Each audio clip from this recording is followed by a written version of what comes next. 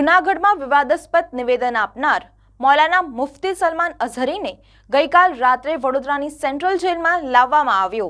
ગુજરાતના જૂનાગઢમાં પોતાના નિવેદનોને કારણે ચર્ચામાં આવેલા મૌલાના મુફ્તી સલમાન અઝહરી સામે ગુજરાત પોલીસે પાસા હેઠળ મોટી કાર્યવાહી કરી છે।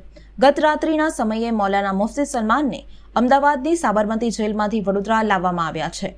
મુફ્તીને વડોદરા લાવવામાં આવી રહ્યા હોવાના સમાચાર મળતા જ વડોદરાની સેન્ટ્રલ જેલની બહાર સમર્થકોના ટોળા ઉમટી પડ્યા હતા। મૂળ કર્ણાટકના સલમાન અઝહરીએ 31 જાન્યુઆરીએ જૂનાગઢમાં એક કાર્યક્રમમાં કથિત ભડકાઉ ભાષણ આપ્યું હતું, જે બાદ તેની સામે FIR નોંધવામાં આવી હતી।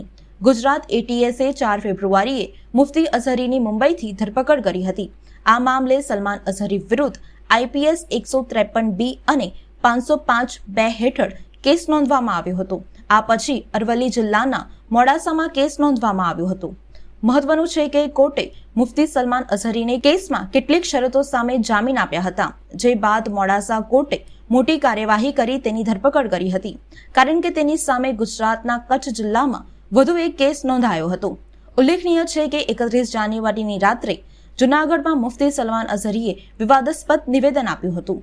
તેમણે કહ્યું હતું કે આજે તેમનો સમય છે, આપણો સમય આવશે।